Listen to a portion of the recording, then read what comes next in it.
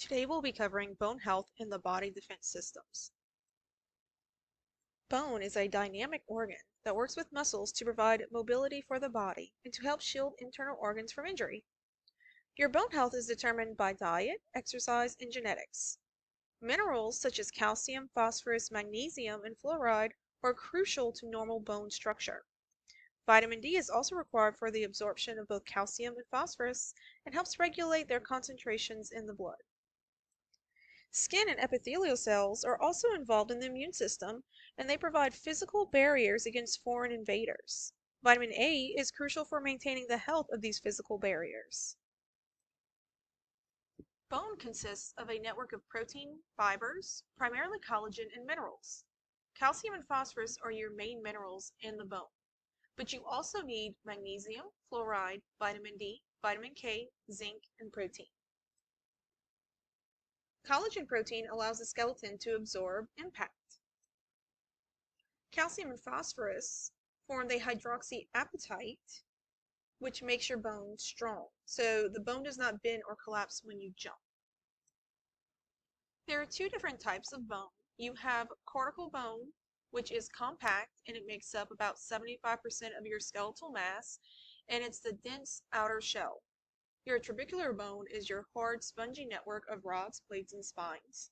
This is the ends of the long bones and inside your vertebrae and pelvis. So if we look at this picture over here, you can see your compact bone right here, and it is also up here. So all of that is compact, and you can see the hard lines of it. There's not many holes in it.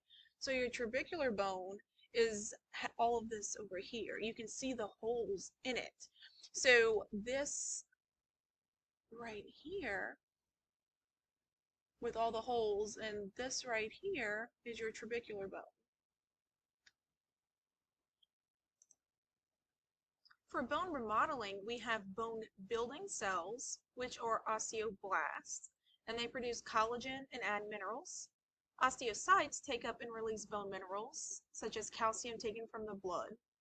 Bone resorbing cells are osteoclasts, and they release acid and enzymes to dissolve bone.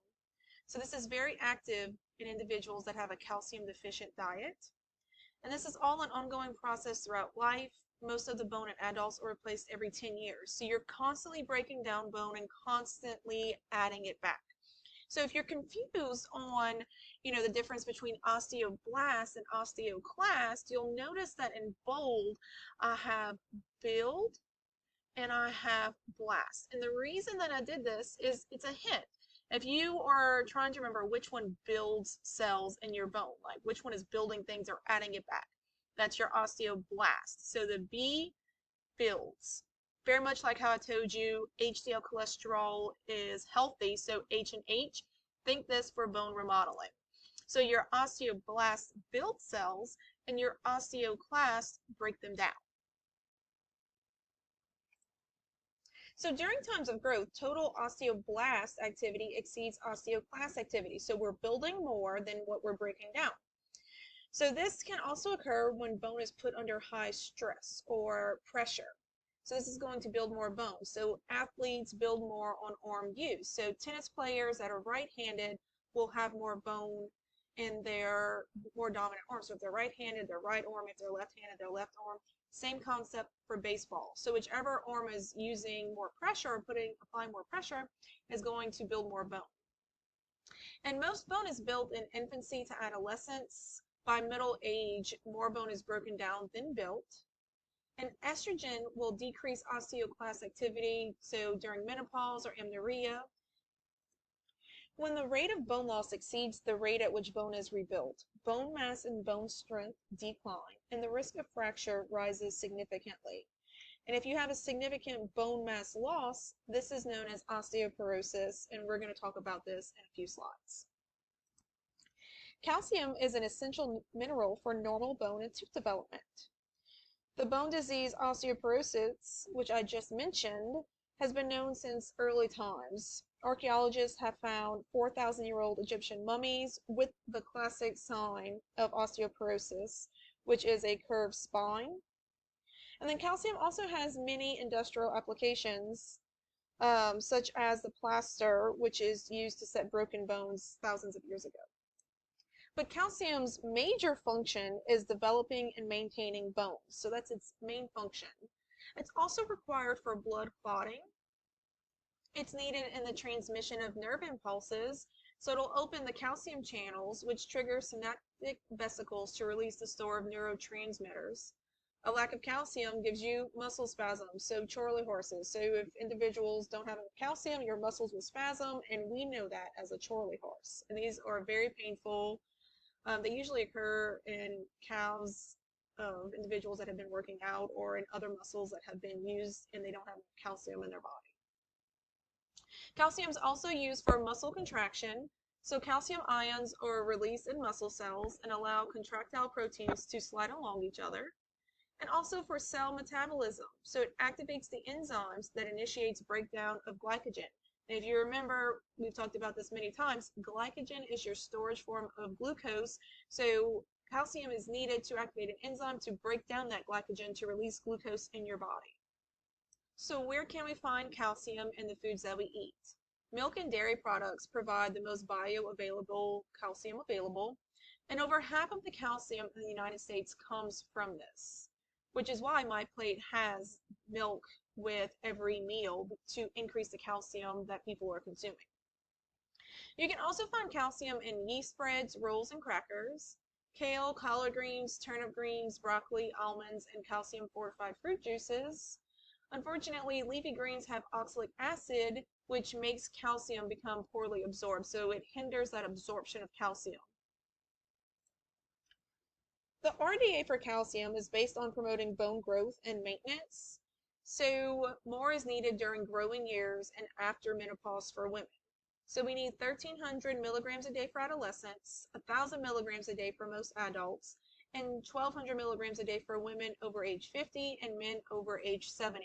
So you can see how it goes up after age 50 for women and then age 70 for men. It's almost as high as adolescents. Calcium supplements are commonly used, especially by older women, to remedy the dietary calcium shortfalls and to prevent bone loss and fracture. So females aged 9 to 18 and those over 71 have the lowest intake of calcium. And even with supplement and dietary intakes, only 15% of younger females and 39% of older women meet the RDA for calcium. So they need to consume even more calcium even than the supplements they're taking and with their dietary intakes. And even though calcium supplements are generally considered safe, the U.S. Preventive Services Task Force has recommended against daily supplementation for non-institutionalized postmenopausal women. Calcium absorption occurs along the length of the intestinal tract. However, absorption is the most efficient in the upper part of the small intestines. It absorbs 25 to 30% of calcium present in food, but during periods of growth, up to 75% of calcium is absorbed. And the absorption of calcium declines with age, so postmenopausal women absorb the least. And your skeleton and teeth hold 99% of the body's calcium, and all cells have a need for calcium. If you think about a few slides back, we talked about, how it's needed in cell metabolism, muscle contraction, the transmission of nerve impulses, and it's required for blood clotting in addition to developing bone. So you can see how all the cells have a need for calcium. The concentration of calcium is heavily regulated by hormonal control. So normal blood calcium is maintained even when a calcium deficient diet is present. So if you're not consuming enough calcium, your body's natural response to that through hormonal control is to pull calcium out of your bone and into your blood, and it will continue to do this to make sure that your blood calcium is maintained. There's also research showing that calcium may protect against colon cancer, and that dietary calcium can protect against calcium oxalate kidney stones, and it also may help lower blood pressure. And when I said dietary calcium can protect against calcium oxalate kidney stones, this does not include calcium supplements. This is only the calcium that is coming from food sources. Osteoporosis is the disease most often linked to low intakes of calcium. When calcium intake is insufficient, the body withdraws calcium from bone, and this action preserves the indispensable functions of calcium, such as those keeping the heart and muscles working.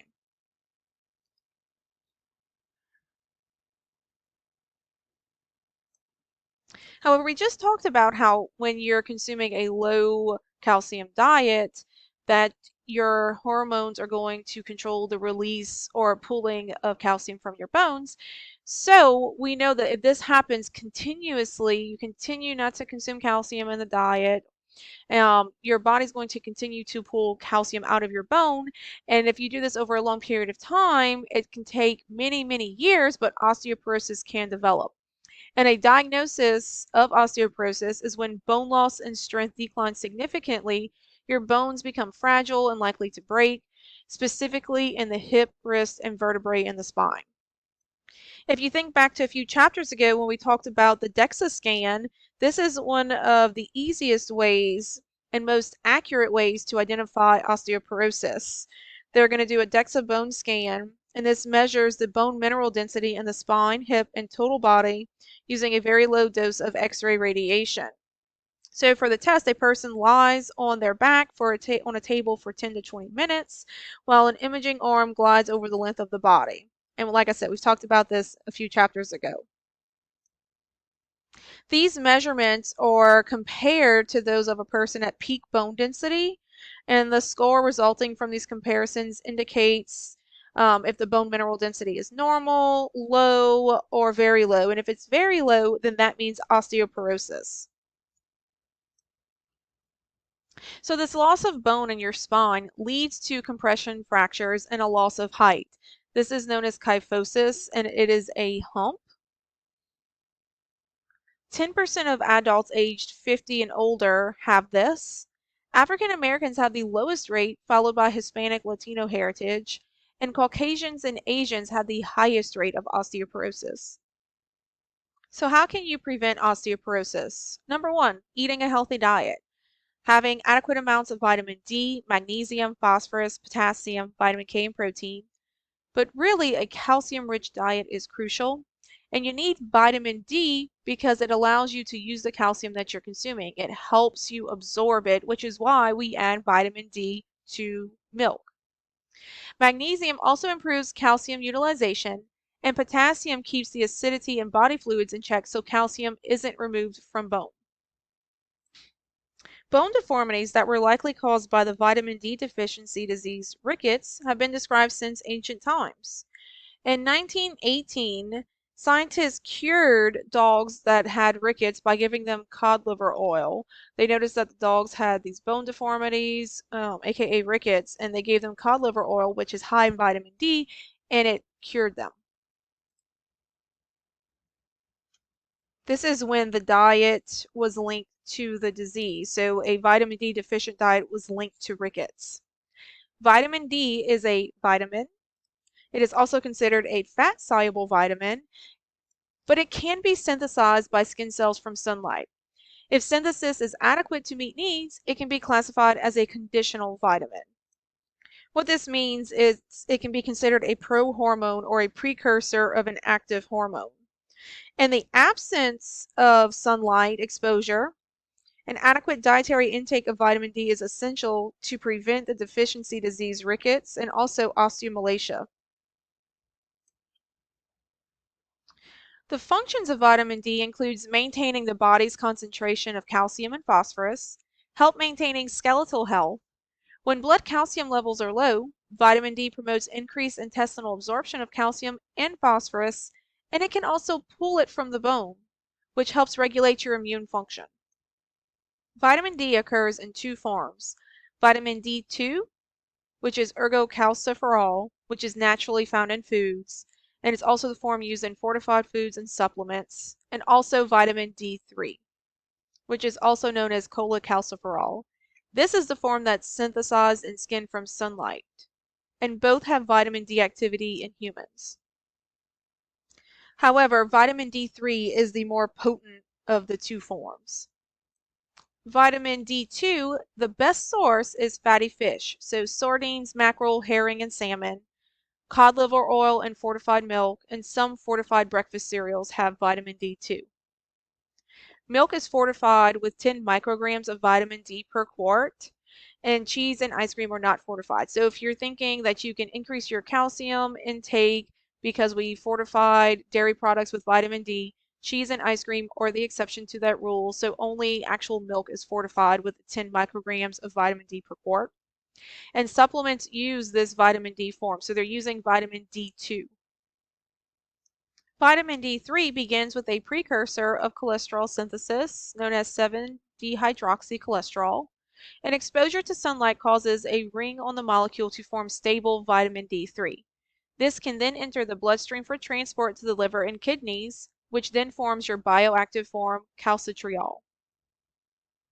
Sun exposure will provide 80 to 100% of vitamin D3 required by the body.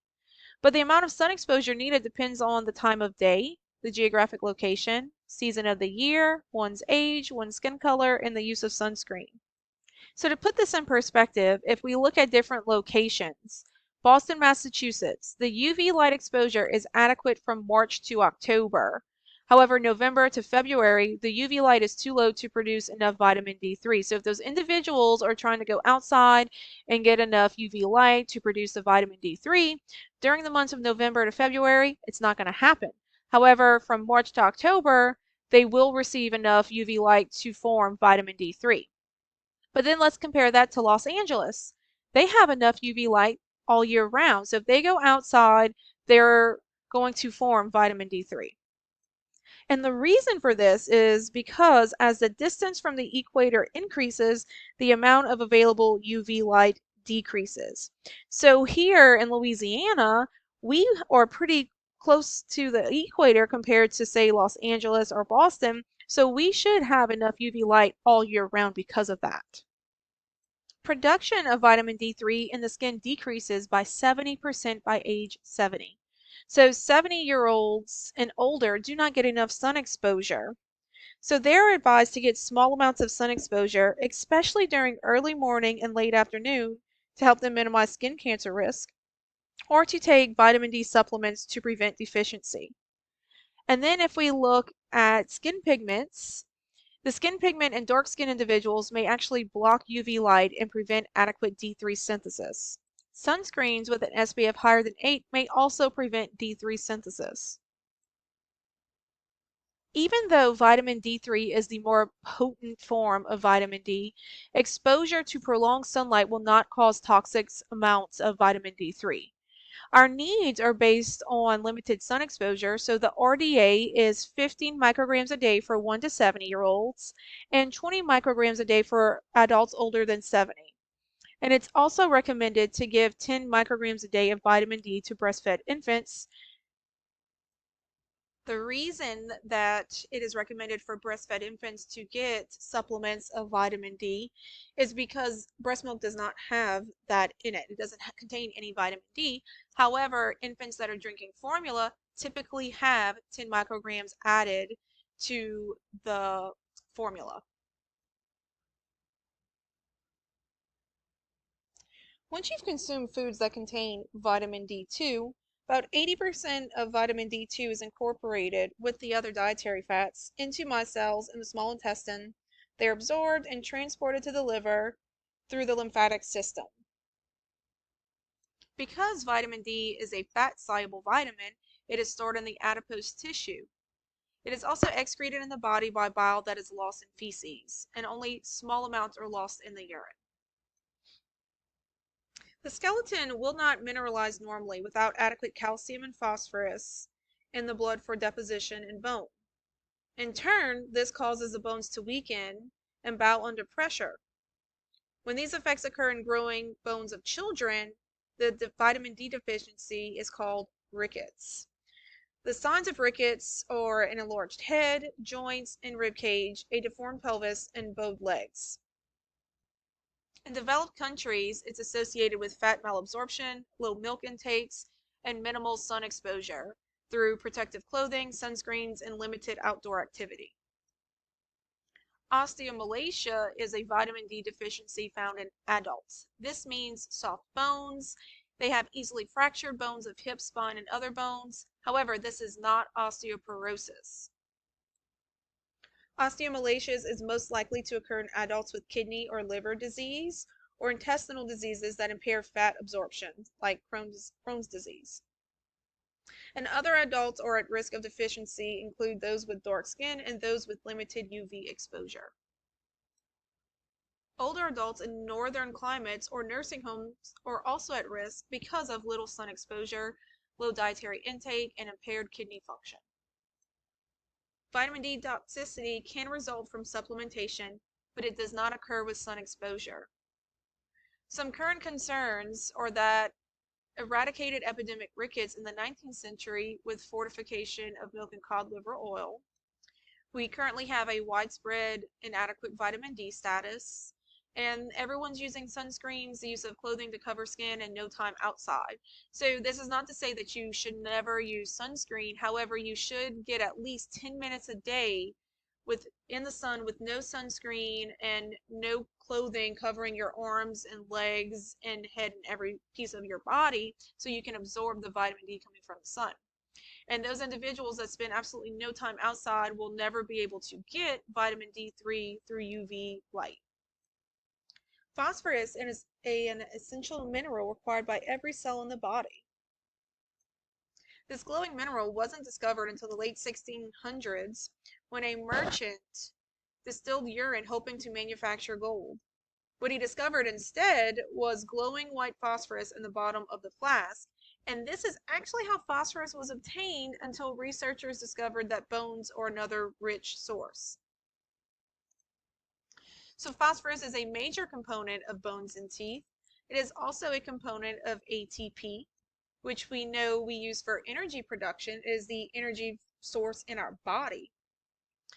It's in the phospholipids and cell membranes, and we can find this in milk, cheese, meat, bakery products, and cereals, and they provide most of the phosphorus in our diet.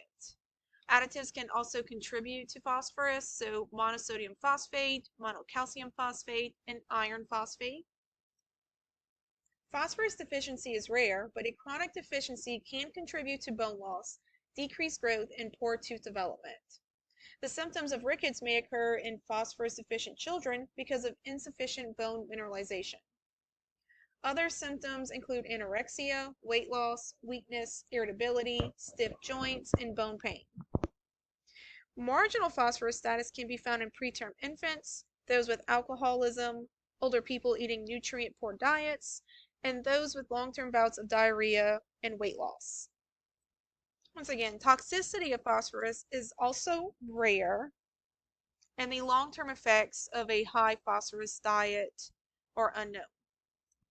Magnesium was first discovered in Magnesia, which is a region of Greece. This is a silvery white metal which is abundant in soil and ocean water.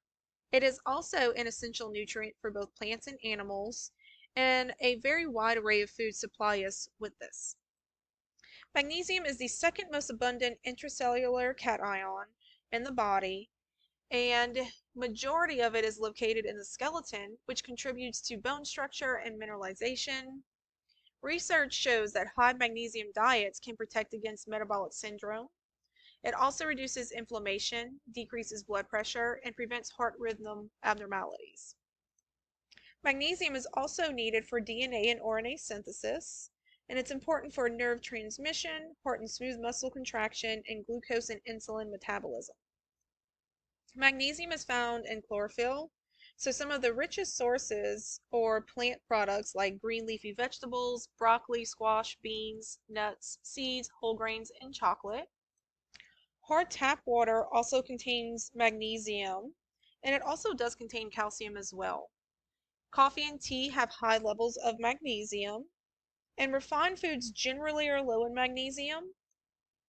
30 to 40% of magnesium is absorbed normally, but when intake of magnesium is low, around 80% is absorbed. 50% of magnesium is found in the bones, the rest is in other tissues such as muscle. Magnesium deficiency causes an irregular heartbeat, sometimes accompanied by weakness, muscle spasms, disorientation, nausea, vomiting, and seizures. Magnesium deficiency can also result in low blood calcium. High levels of magnesium can cause diarrhea, and toxicity can also occur during kidney failure, which causes high amounts of magnesium in the blood, which then causes weakness, nausea, slow breathing, coma, and eventually death.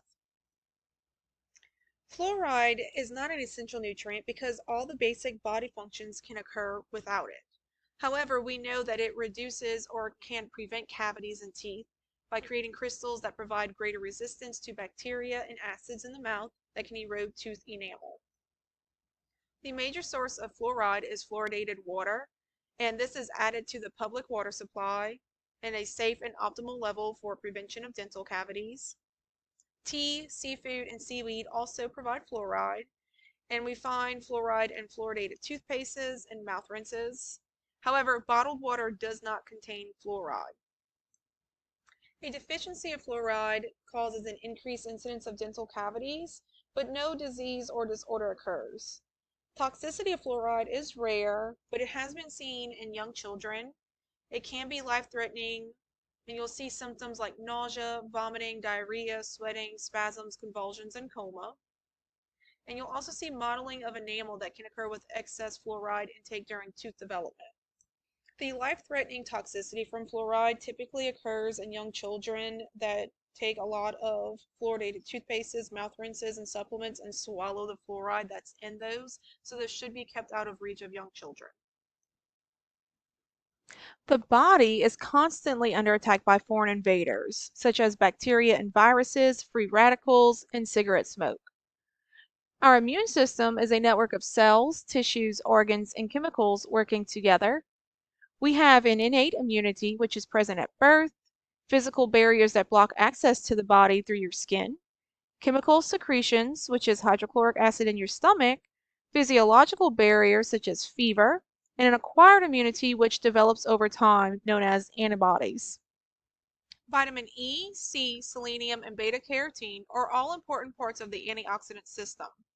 Manganese, copper, and zinc contribute as well.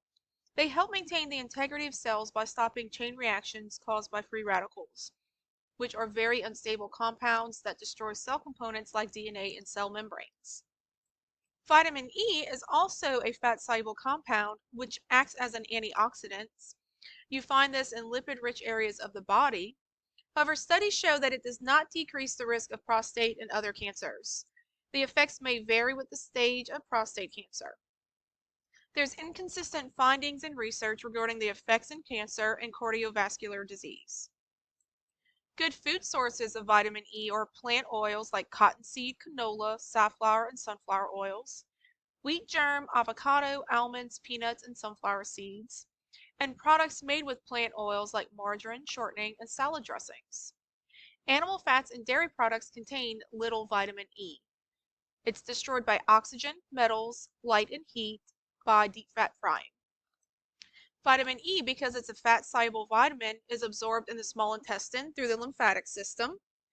It is rare to see deficiency of this, but those at risk for deficiency of vitamin E are those with cystic fibrosis, Crohn's disease, smokers, and preterm infants, and it can impair the immune function. Toxicity can interfere with vitamin K's blood clotting, and it can cause insufficient clotting and risk of hemorrhage. Vitamin C is a water-soluble vitamin, and it relies on diets as a source for vitamin C. It is also known as ascorbic acid, and it donates electrons to free radicals, which inactivates them. Vitamin C is needed for collagen synthesis. So collagen is the major fibrous protein that holds together various structures of the body by connective tissues, so the ligaments and tendons in your skin. And vitamin C is needed to form the right shape of collagen. So it aids in iron absorption. Taking vitamin C with meals helps absorb non-heme iron, which if you remember when we talked about iron, your non-heme iron is the one that's less readily absorbed, and that's the one that's found in plant food sources. So if we're talking about heme iron, that's found in your animal sources, that one's much more readily absorbed. Most fruits and vegetables contain vitamin C. Your richest sources are citrus fruits, peppers, and green vegetables. Orange juice is the richest source consumed in the United States. It is also the least stable vitamin. You lose it in storage, processing, and cooking, and it's also unstable when in contact with iron, copper, and oxygen.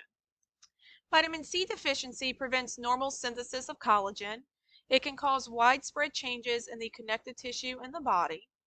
Scurvy is 20 to 40 days of a vitamin C free diet, and symptoms are fatigue, pinpoint hemorrhages around hair follicles, gums and joints bleed, impaired wound healing, bone pain, fractures, diarrhea. This is associated with poverty, however, not in the United States. Studies have been inconclusive on the effect for cancer and cardiovascular disease. Many show protection against heart disease and stroke, but clinical trials of supplements do not provide enough evidence. For the common cold, it's possible to prevent it at taking 1,000 milligrams a day of vitamin C. And it's a possible reduction in 1 day of cold per year, but it's not recommended to prevent or treat common colds for most individuals.